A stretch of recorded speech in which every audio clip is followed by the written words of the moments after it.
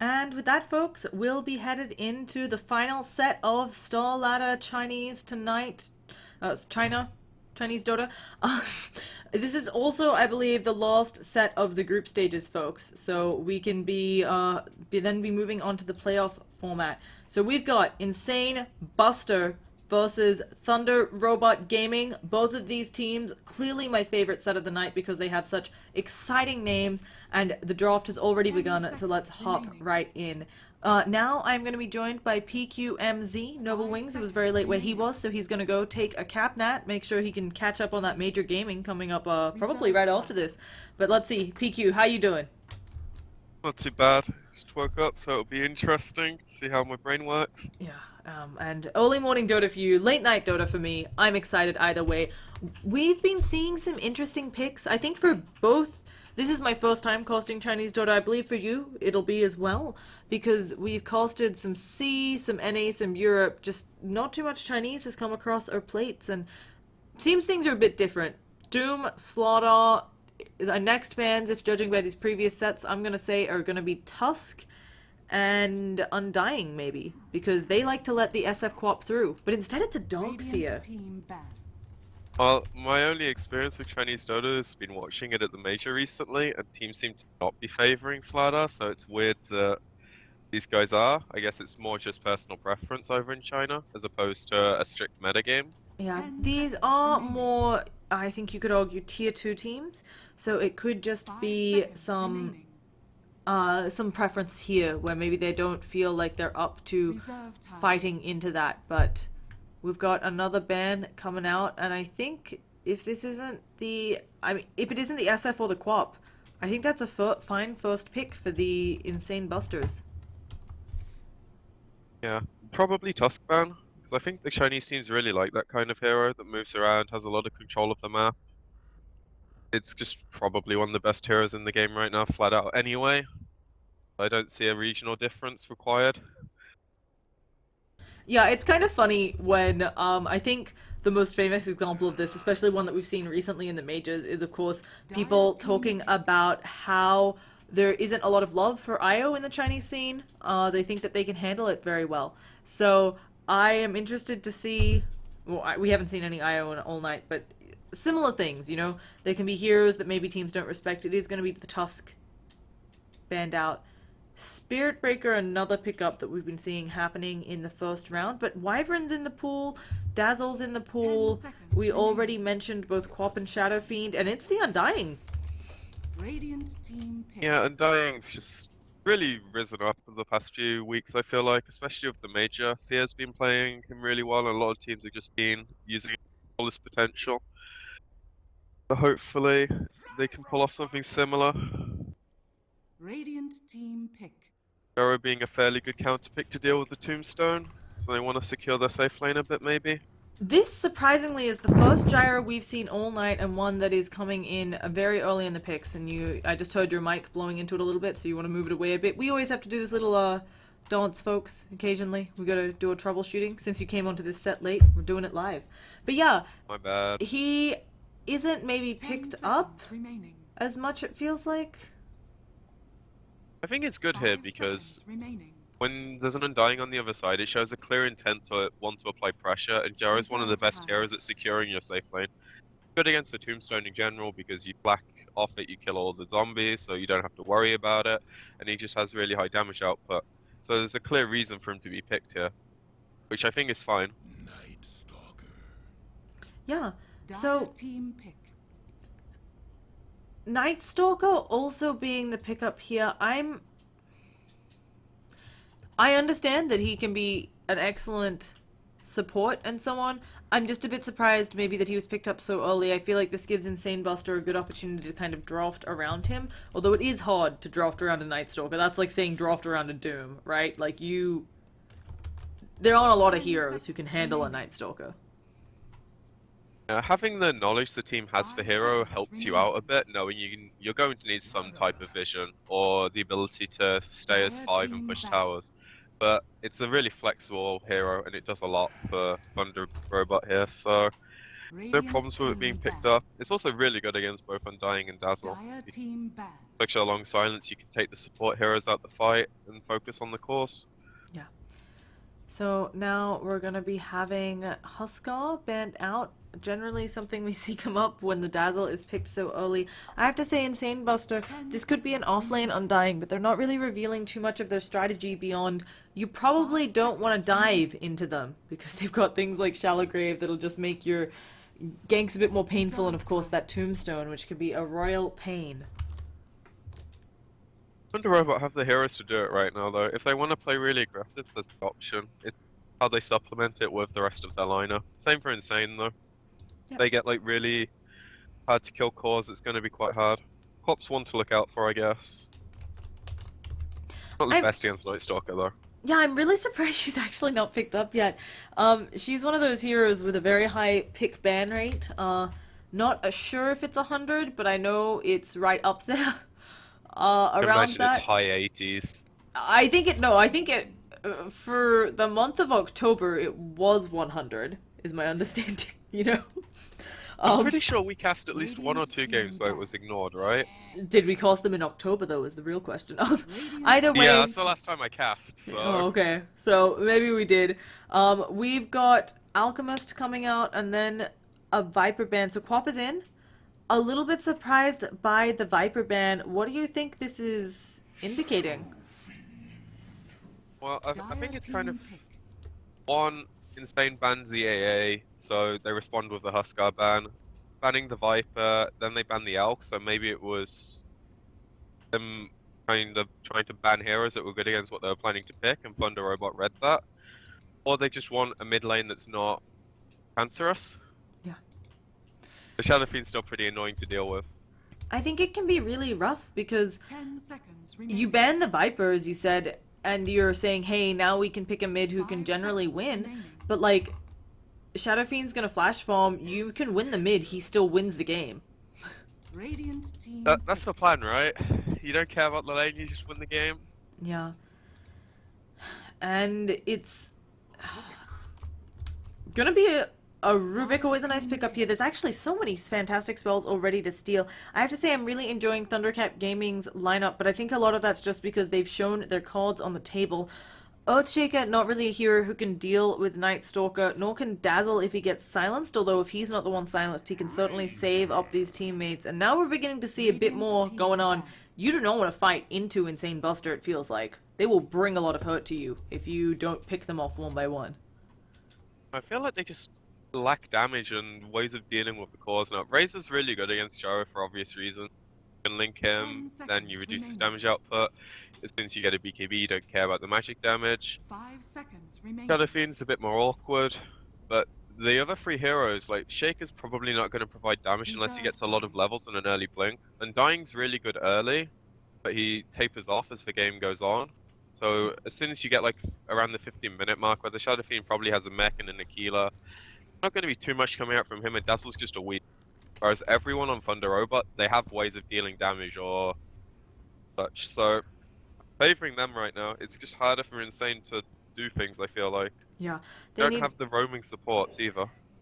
And it does feel like even though an Undying or a Dazzle's really tough to fight into, if the Night Stalker finds either of them alone, they're not the hardest heroes to gank alone.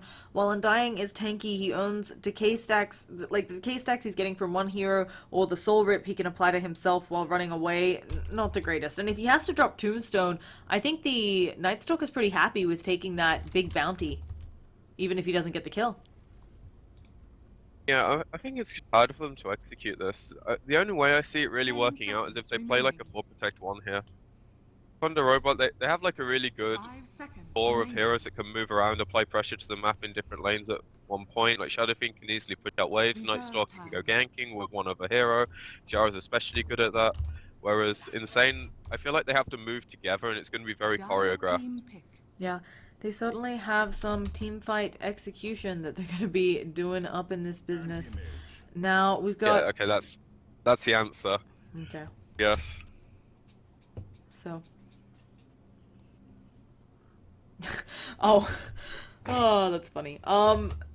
Sorry, I banged one of my cups and then I was double checking that we didn't have any sound problems. And apparently people think Noble Wings' mic sounds echoey, and I guess I just don't hear it. Maybe I'm not used to echoey rooms.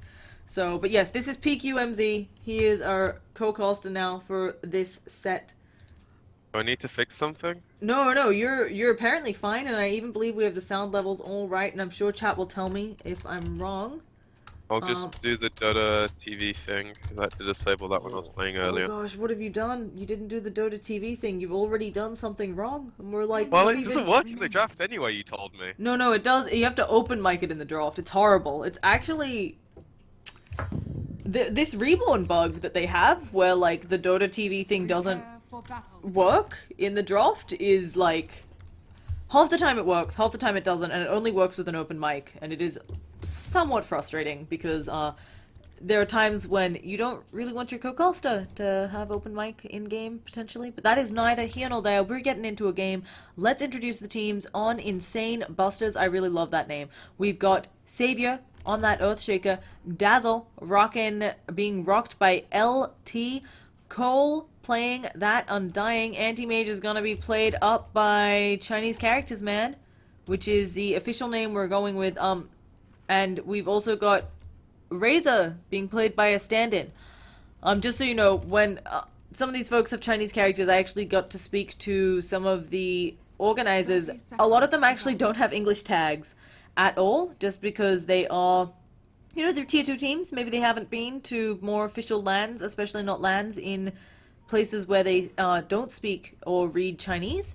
So it's pretty normal for them to use the Chinese tags, and they're actually considering asking a lot of these players, even if they're in amateur Chinese teams, to really pick up English tags so that they can make it something that is watched on a more global scale. But finally, after that long-winded explanation, how about you introduce Team Robot? We have Nier on the Rubik, MMC on the Mid Shadow Fiend, Chinese guy on the Clockwork, Apos on Night Stalker, and KYX, which is probably the name most people would recognize out of every one of this on the Gyro. Yeah. So he's going to be headed to lane. He's got a Tango. He has got the workings towards, I guess that could also be a Stick or an Aquila. And we've got typical mid shenanigans, but perhaps not the ones I was expecting. An Undying sitting here, decaying people casually, and a Rubik being a right pain. Sorry, this is Thunder Robot Gaming is TRG. Yeah, I don't understand the TRG. Why not? I understand the TR. Oh yeah, okay, game. Thunder Robot Gaming, yeah. I'm an idiot. I'm an idiot. I It's just okay. saw Thunder Robot in the side. No, a lot of these My bad. teams, it's also something where, like, there are teams in this game who are called Team So-and-so, but then they don't use the extra T from the team, so it is neither here nor there. Teams are exciting. Now, we have got an anti-mage. He is against a Clockwork. While I think Clockwork has some advantages against melee heroes, Dazzle is here to really help out. Maybe Dazzle makes a misstep, but other than that, I think anti-mage isn't going to have too rough of a time. I don't think he will, but Clock's definitely going to be able to get what he wants from this lane. He's already he's actually triple waving them right now, so he's going to get his levels. And on top of that, it feels like Earthshaker's going to have a really hard time now, because they're getting the D-wards on the pull. They didn't find the pull through yet though. Yeah. But with that not being there, he's going to have a hard time. He's got the wave under his tower already. Oh, and just shy, well, not even just shy, about, you know, a couple centimeters shy. We've also seen Anti-Mage taking insane damage up top. I know he has a salve for this, but he didn't get many of those creeps that were forced under the tower. So, now there's a huge wave coming back, as you said. The Clockwork gonna be happy, gets the bounty, gonna get a huge wave of experience, perfectly timed rotations there. So, he's very happy while the Earthshaker has to go back to base. Yeah, I think the single pull just messed them up. Unless they can get this, it's gonna give the Clockwork a lot of XP. Yeah, and he's not an easy hero to gank. Now, earlier today we saw a Clockwork maxing Rocket Flare over the Battery Assault. Just because you have here as well, actually, an aggressive Blinken by AM wanting to make sure Clockwork has no mana. He even takes a few tower hits for that action. But do you think maybe this time, just because you've got things like Shallow Grave and Undying, even if you have Battery Assault, he can get very, very tanky with that decay. Do you maybe also go for the Rocket Flare, try to have more impact around the map and in potential team fights? I think he 2-1-2's kind of become the standard, because if you max the flare, it's like very defensive build. It just pushes out lanes, it gets you CS. 1 point in battery assault's generally not enough to like secure solo kills.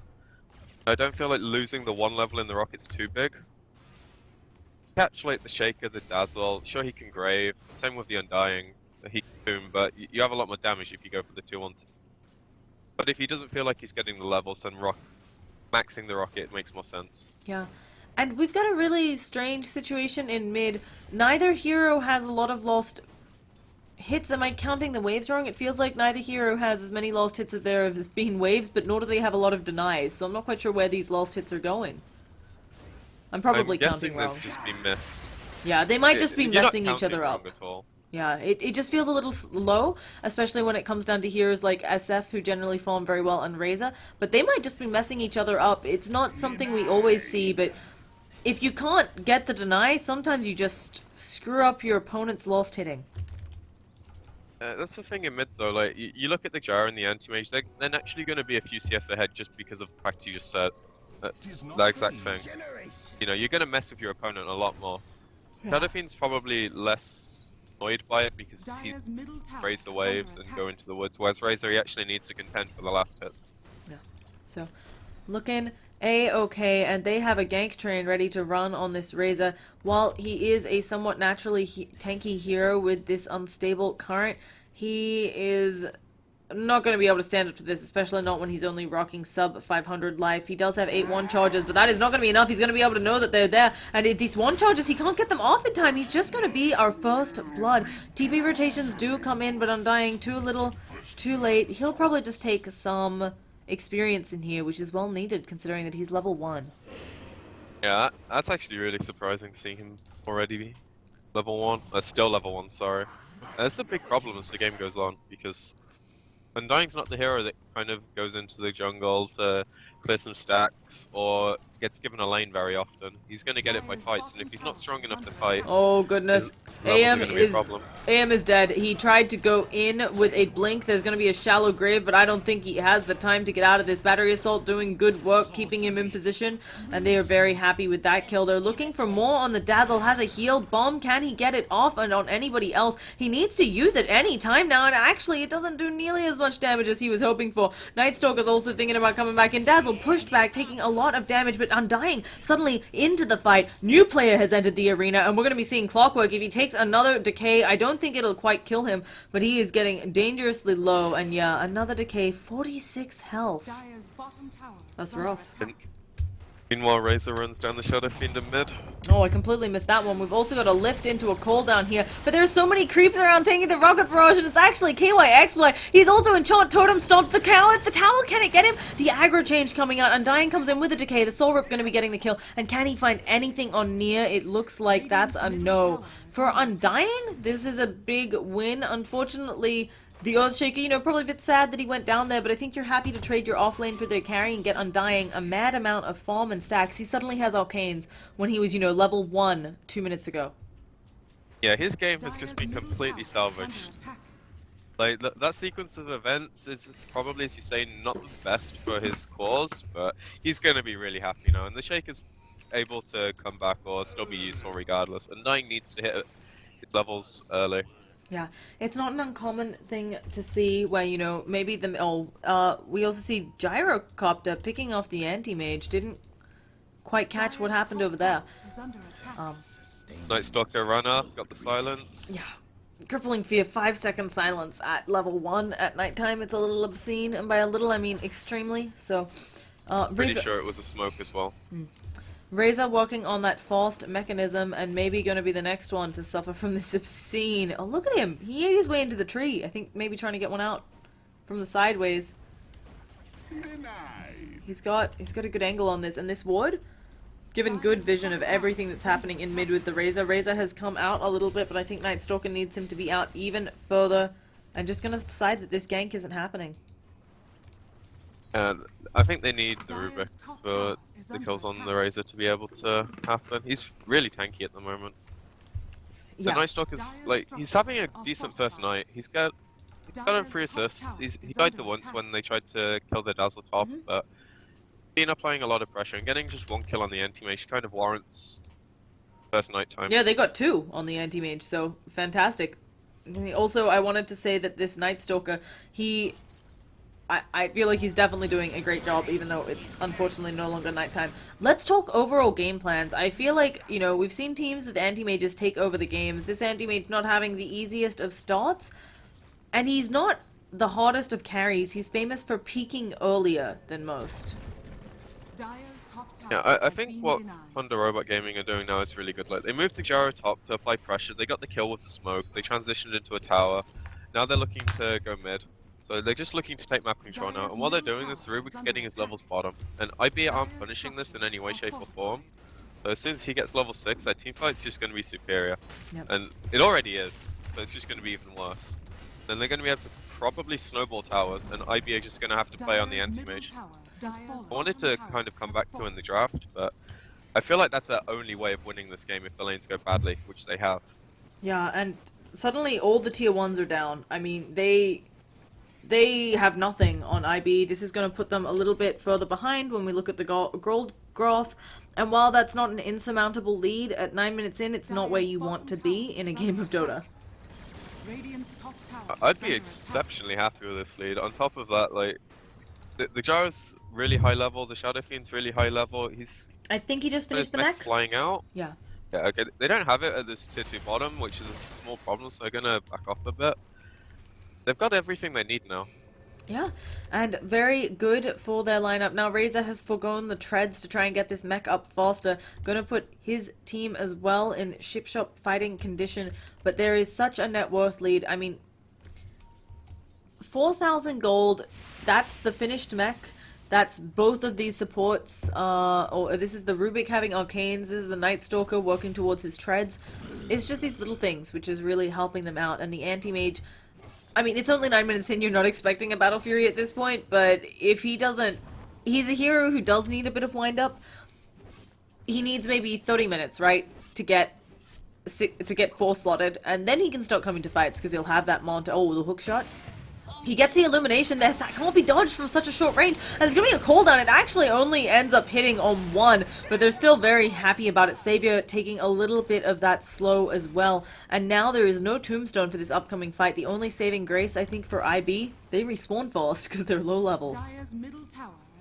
Yeah, I suppose that's one upside, but you made the comment of the mech on Razor. I understand the idea behind it. Like, they feel like they need to be able to fight into the core of TRG, which is moving around as 4 to 5 heroes. But I don't think they can fight even with the mech. Like, they've conceded the tier 1s because they didn't have the item, fair enough. But now they're so far behind that he got the mech at a reasonable time, in all fairness. 11 minutes isn't too bad. Yeah, they lost their stacks as well. Yeah, but the Shadow Fiend already has his mech and 1,000 gold. The Gyro's a big problem, and you're not doing damage on anyone. That's the problem. Like, Shaker's got a level 3 Fisher. You're pretty much relying on the Tombstone. And you just the lost. Gonna come to fight. Yeah, you just lost another 1,000 gold. A Tombstone dropped a little bit too far back. It feels like to get a lot of the slows off. And Clockwork, he is ready to use those cogs to zone anyone. They managed to get the Fissure though. Long range onto Shadow Fiend, just pops that haste, and he is out. So I'm nothing. really surprised they didn't turn on that, knowing the Tombstone. But the Gyro's bottom pushing, so this is just clean stuff. And you said that you're surprised they didn't tone on that. Here it comes. We've got the telekinesis. Where is that static link? It's already been... Oh no, there it is, going out onto Nia, who just wanders away. Savior didn't have mana for another fissure and doesn't even have his soul ring. Oh, and there's going to be a hook shot coming out. Razor actually does have a lot of damage here. Clockwork may regret this one. The Shallow Grave comes out, though, and it looks like it's Razor who's in for a pot of trouble. There's going to be an Enchant Totem, maybe hoping to stop them out. Razor is running away with very little health. The heal comes out as well, but now it's Savior in the danger zone, and they don't have another heal for him. Telekinesis Ray is going to be the thing that finishes him off, and now let's see what else we can have coming out here. There's going to be a Plasma Field. Is it enough? It is just, but the Urn Charge is down, and the rocket should be flying out shortly. But maybe that'll just be it calming down. Not quite enough to kill him with that rocket either. And as I said, meanwhile, the Gyros, he took the tier 2, he farmed at 1 or 2 waves, mid on top of that, and they still managed to trade 1 for 1. While the Night Stalker's worth more than the Shaker, it's still completely favourable, because they're dictating the pace of the game with 4 heroes as opposed to IB being pushed back with 5. So you're IB. You're pretty far behind. You're betting it all on this anti-mage. You got 3 smokes. Can you make anything happen with that? I feel like it's rough here because Team Robot or Thunder Robot Gaming is together constantly, so your smoke pickup capabilities feel really low. Honestly, I think the time to contest is probably going to be around Roche, where they can get a tombstone on the high ground, etc. Maybe a few heroes in an Echo or a Fisher, but until then, I think they're just going to have to get what they can on the anti-mage. Like, he needs to be doing what he's doing now. He's the waves bottom, trying to apply pressure, and the other 4 heroes just need to be as economical as possible. Like, there's no point them sitting here as free. They know they're not defending this. They could be pushing out top as together. They could be applying more pressure bottom. Maybe they just don't want to have to TP back when TRG forces the high ground. Oh, but as you mentioned, you don't want to be defending here. They are getting punished. There's going to be a shadow wave coming out, though, and they might have more than enough here. Oh, goodness, the cooldown is coming, though, and Razor, he needs the shallow grave. Dazzle dies to give it to his teammate, but if the tombstone goes down, they get nothing here. Razor is healed up a little bit by his mech coming out, but again, too little, too late, and that fissure Rubik has 80 helping damage. them out. What a steal. Oh, that too, yeah. Rubik has 80 damage, and in the bottom lane we've got Anti-Mage, still doesn't have the Battle Fury. I mean, I really have to stress, this isn't awful Battle Fury timing. Like, he's 14 minutes in, he's almost there. Like, it's just this game. There's so much pressure being put onto IB that it's not a great Battle Fury timing. And at the end of the day, it just comes back to the draft. When you pick Undying Dazzle in the first 2, I feel like you can't follow it up with another defensive hero. Jacob he's not active enough. Sure, when your cores allow you to do things, he can kind of supplement that. But they already had that with the Dazzle and the Undying. Grace is a really good hero, but when he's like this sole hero that can fight in your lineup, like up in the front, he's gonna be taken down. He has a mech, his farm's not the worst, it's just that TRG's is that much better. And then when you realize, oh shit, we've lost the draft, we pick an anti-mage. That's kind of how it feels. And it's not maybe working. This anti-mage needs at least another 15 minutes to really come online, and I don't think he has it. They're taking the Aegis. This is going to enable them to feel emboldened on Thunder Robot Gaming to siege high ground. I think, unfortunately, for Insane Busters, their one hope now is that Thunder Robot Gaming make a mistake in the high ground push. Might be a tiny bit too early to go for high ground, just because it is quite scary. The first Aegis is generally too early.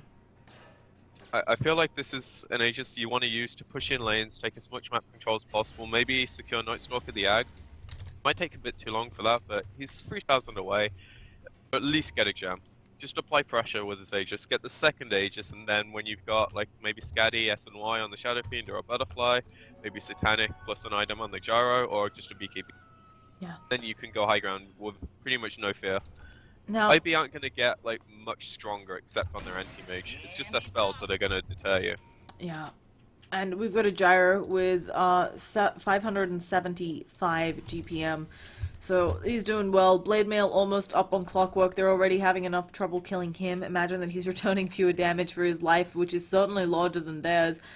Shadow Fiend now working back on the Sanj and Yasha. Nightstalker a little under halfway to his Aghanim Scepter, and Sanj and Yasha, of course, already up on Gyrocopter.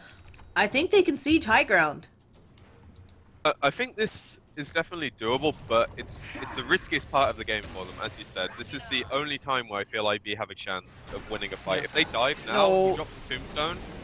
We've got the beautiful split. That Razor's already dead. He does have buyback, and I think it may need to be expended here, but with Tombstone down, this might just be GG. We do have the immediate buyback, the cooldown on cooldown at least for another 30 seconds. We're going to see a fissure on the wrong side. KYXI not trapped in their base, and that clockwork hook shot. The fact that it separated the team fight like that, got them the easy Razor kill, it could just be all over 17 minutes into this game.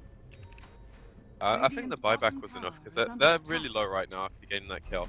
But it's huge economical damage. Yeah. They traded the tier 3's life for the Razor's economy. And he is one pretty of the... much secures them the game, honestly. Yeah. Unless this anti-mage can pull something out. He was their most farmed hero. As we said, the anti-mage needs a lot of help before he's getting anywhere. They lost the tombstone as well. They can't hold another siege, so if they just group up and come back, I I don't think it's strange to say that we could be seeing like a 20-minute high ground push coming out of Thunder Robots.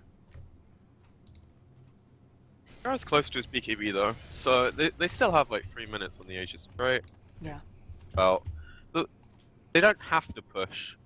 I agree they definitely can if they feel like they want to end this game really quickly. Maybe they've got somewhere to be. I doubt that, but they don't have to rush this. The anti-mage is gonna... You say he needs 15? I'd say he needs 30, because they still have the ability to kill him even when he gets Vlad's Manta.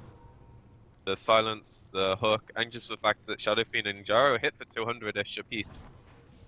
Do you skip Vlad's? Do you try to speed it up and just go Manta and then maybe build into... You can try for a BKB, you can just try for some tank up. Personally, like I think he should. He's opting not to because he's got the recipe, yeah, the headdress, etc. But at least with Manta, you can split push. The clock can't kill you on his own. The Night Stalker can no longer kill you on his own. They're gonna need multiple heroes, and if they aren't there sieging, then you know to back off. If they are sieging, they can't catch you with just one hero. Vlad's keeps you full HP, but it also makes you farm faster, so that's nice. But I don't know if there's space in this game for farming faster. There definitely is, because he can do what he's doing now. It's just, if he can get the Vlad's, the Manta, which is several thousand gold, he's like 8 minutes away from that. Maybe sooner if he doesn't die at all. Yeah, and now we're gonna have a team fight engagement. Let's see what they can do this time. Tombstone not dropped yet. Of course, Clockwork looking for that dream hookshot again, which can separate the team fight. Fissure stunning KY/XY. We've also got a Fortify on the Radiant side. They want to make sure they don't lose that. And is this gonna be just the team fight previously all over again? This time, no Cogs pushback. The Tombstone immediately destroyed again, and it looks like Undying gonna be killed by that Requiem. Actually, Gyro getting the last hit there. They've stolen Tombstone. Now it looks like the team of Insane Busters can't get anywhere close, and this could just be it again. They finally managed to burn the Aegis, but with a Tombstone down, how do you get up in their faces? A Shadow Fiend back for his second life. They're actually going for the melee and the ranged at the same time, so they want it all here. They've got a Clockwork who's trying to make sure to zone all of the rest of the enemy heroes, and without an anti-mage, he might get a tier 2 here, but a Rax certainly more powerful. Can they withstand this if they lose a Rax? Oh goodness, and it looks like there's gonna be more. A stolen! Oh, Fissure putting the nail in the coffin of the anti-mage. The TP in for the Undying. His Tombstone back on cooldown in 14 seconds, but it's not gonna be enough. A nice Echo Slam coming out. They kill one, but at the expense of their Razor. A huge kill for them. Earthshaker dies back, and now we're gonna be seeing anti-mage coming into the middle of this fight, but he's just stunned by the Fissure, lifted up, and that is it. His life down the drain. I think that's GG. They could opt to not call it, but the game is over, I think. Without trying to, be not optimistic, I can't think of the other word right now. Pessimistic. The lead is just so insurmountable. They were doing the right thing though. The anti-mage was pushing bottom, mid. They were trying to delay it as much as possible by spamming out the creeps. So they just went that little bit too far, and TRG went on them. And then the response was, oh shit, we need to come back and try to fight them because they're diving our base. We might lose a second set of racks because we died. See the high ground defense is not quite there yet from them. Yeah, just not enough levels, not enough damage on this Viper, not enough anything, right? We've got Rubik has a Blink Dagger, it's a support Rubik 21 minutes in, Blink Dagger. Shadow Fiend finished up his BKB, so that thing's got a swell 10 seconds on it. Rubik grabs a gem for the Night Stalker. Force Staff and Blade Mail, of course, next probably an Ags for that fellow on the Clockwork. Night Stalker has his Ags, that's why he's getting a gem delivered to him, and now he's going, is that going to be a medallion? What's this? Could be Vlad's, could be medallion. Yeah. I think the Vlad's is just better. Yeah.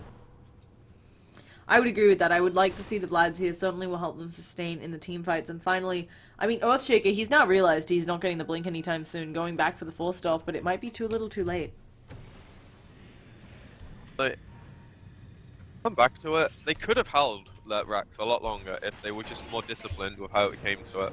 The Shaker can always block off. Sorry. Yeah, we just got another perfect Force back. This time the Shallow Grave comes out. They're trying to use the immediate TP Clockwork. Not actually able to seal that deal, but he has been playing really well, this Clockwork, I feel. the splitting up of the team fight, it's maybe not something less experienced players see a lot, but it's one of the most devastating things a Clockwork can do. Pushing back 1 or 2 players and then just immediately having your team rip them apart wins you team fights every time. Yeah, he's been finding like decent attempts at it as well. Like now he's forcing them into his cogs as well. Yo, there was a 4-star of this Razor. He just had his life saved, and now it's gonna be sacrificed anyway. Cooldown hitting him once. There's an own on him. Can they save him? Clockwork Rocket gets the last hit. Tombstone on Tombstone action. One is shiny, one is not. But again, the zombies coming out every which way, and they are seeming to be more powerful for the Rubik. An Echo Slam, but the force back from the cogs, and everybody's dying. Even in their fountain, the anti-mage is left alive. He's trying to push down that mid lane, but it's looking like we're going towards 2 racks being down, and Clockwork doing fantastic work here. Gyrocop just finished his BKB as well. So another 10-second one on him. 2 racks down. No tier 2s left, so this is GG. I feel like I wouldn't say it was a strict outdraft, but it was definitely an outplay. Like TRG, they moved with their heroes really well. They managed to contain the anti-mage, which was IB's really sole way of winning the game. And on top of that, they didn't give too much up. There wasn't any major mistakes from them at all. Yeah. So, a really great game coming out of the lineup of Thunder Robot Gaming. They have taken this first match over Insane Busters. We'll be headed into a game 2 in this Star Ladder Chinese games. I would like to thank you all for watching. Also, of course, this is Star Ladder. And once again, I'm Llama Down Under. This is PqMz. We'd love to always improve our casting, so please feel free to leave us feedback on how to improve. You can leave that at Llama Down Under on Twitter, Twitch, and Facebook, because PqMz doesn't have the social media. Please send me your feedback for him as well. So we're going to go to a few words from the sponsors, and I hope to see you around for game 2. Last game of the night. Hope if it's like this one, we might be done before the majors start. So see you shortly, folks.